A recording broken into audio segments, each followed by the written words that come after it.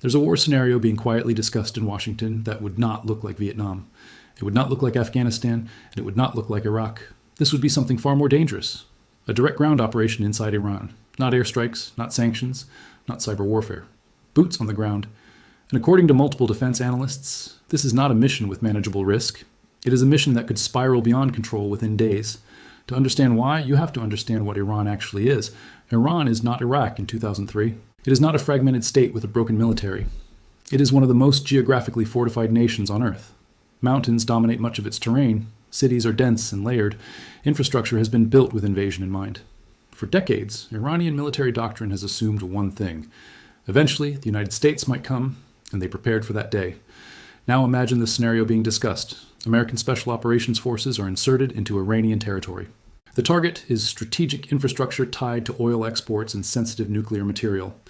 On paper, it sounds precise, limited, controlled.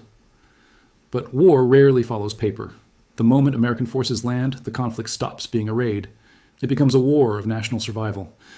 And when a nation believes its survival is at stake, it does not respond proportionally. It responds asymmetrically. Iran does not need to defeat the United States in the sky. It does not need to sink aircraft carriers in open water. Its strength is not symmetrical power. Its strength is depth. Geographic depth, strategic depth, network depth. If conflict begins on Iranian soil, the response will not remain contained within Iran. Hezbollah does not sit idle in Lebanon. Shia militias in Iraq do not remain neutral. The Houthis do not ignore maritime choke points. The region ignites in layers.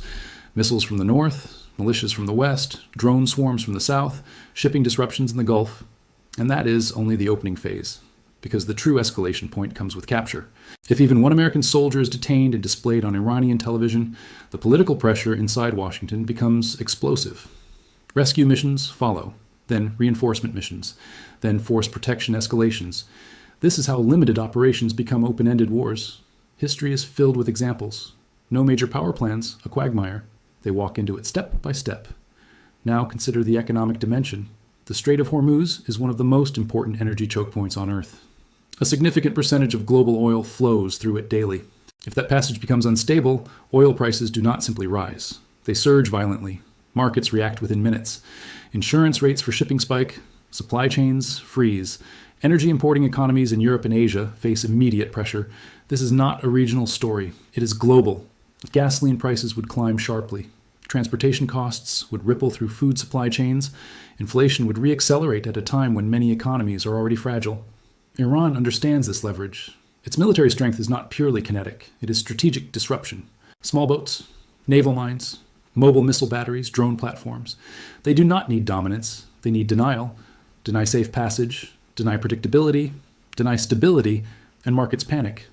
There is also a dangerous assumption often made in Western planning that internal dissent inside Iran would weaken resistance, that factions inside the system would quietly assist an external operation. History does not support that theory. When foreign troops enter sovereign territory, domestic divisions shrink, national identity strengthens. Even critics of a government often resist an outside invader. It happened in Iraq, it happened in Afghanistan, and Iran is far more cohesive than either of those states were at the time of invasion. Iran possesses ballistic missile capabilities. It produces drones domestically. It maintains layered air defense networks. Its Revolutionary Guard doctrine is built specifically to bleed a technologically superior enemy over time. Urban warfare inside a city like Tehran would be extraordinarily complex. Millions of residents, dense construction, elevated terrain, underground facilities, tunnels, prepared defensive positions. An advancing force would not face open battlefields. It would face ambush corridors, sniper positions in high-rise buildings, improvised explosive devices adapted from decades of regional experience. Every block becomes friction. Every building becomes uncertainty. And then there is the nuclear dimension. The stated objective of many past confrontations has been preventing Iran from obtaining a nuclear weapon. But escalation changes calculations. If leadership believes regime survival is at risk, restraint erodes. The incentive structure shifts. The logic becomes, if destruction is coming regardless, deterrence becomes rational. This is how miscalculation leads to irreversible outcomes. Not because one side intends catastrophe, but because fear compresses decision-making. A ground invasion would not exist in isolation. Russia would watch closely. China would evaluate economic shockwaves. Gulf states would be forced into defensive postures. Energy markets would brace for volatility. Financial markets would price in geopolitical risk at a scale not seen in years. This is not simply a military gamble, it is a systemic gamble. Supporters of escalation argue that decisive action prevents long-term instability. Critics argue that direct intervention accelerates exactly what it seeks to prevent. The truth is that once kinetic operations begin, control diminishes. Military planners can calculate probabilities, they can model scenarios, but war introduces variables that models cannot fully predict. Human behavior, emotional retaliation, alliance entanglements, political overreaction. The belief that overwhelming force guarantees rapid victory has shaped American strategy before. Sometimes it worked. Sometimes it created 20-year conflicts. Iran is not a weak state. It is sanctioned, pressured, economically constrained. But it is not fragile in the way some assume. It has endured isolation before. It has adapted under pressure. And it has built a doctrine centered on exhausting stronger adversaries. The question is not whether American forces are capable. They are highly capable. The question is whether capability translates into strategic success inside one of the most complex regions on Earth. Dropping commandos into hostile territory is operationally feasible. Extracting them safely in a cascading regional conflict is a different matter entirely.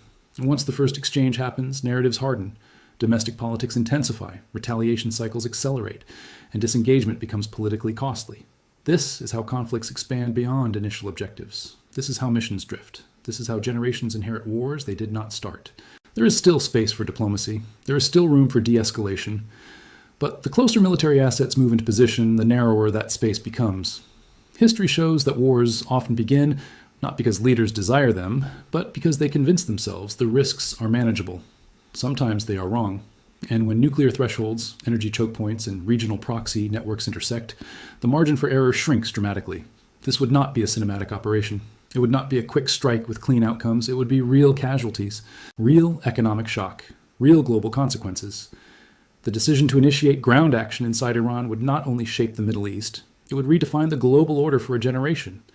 Because once great powers collide directly, the system absorbs the impact. The real question is not whether such an operation is technically possible. The real question is whether the strategic costs, military, economic, and political, are survivable. And that is the debate unfolding quietly behind closed doors. If escalation begins, it will not stay contained. If restraint prevails, it will be because leaders recognized that strength is sometimes measured not by action, but by calculation. The world is watching. Energy markets are watching. Allies are watching. And history has a long memory when it comes to wars that leaders believed would be short. The difference between a limited strike and a generational conflict is often just one irreversible decision. And once that decision is made, it cannot be undone.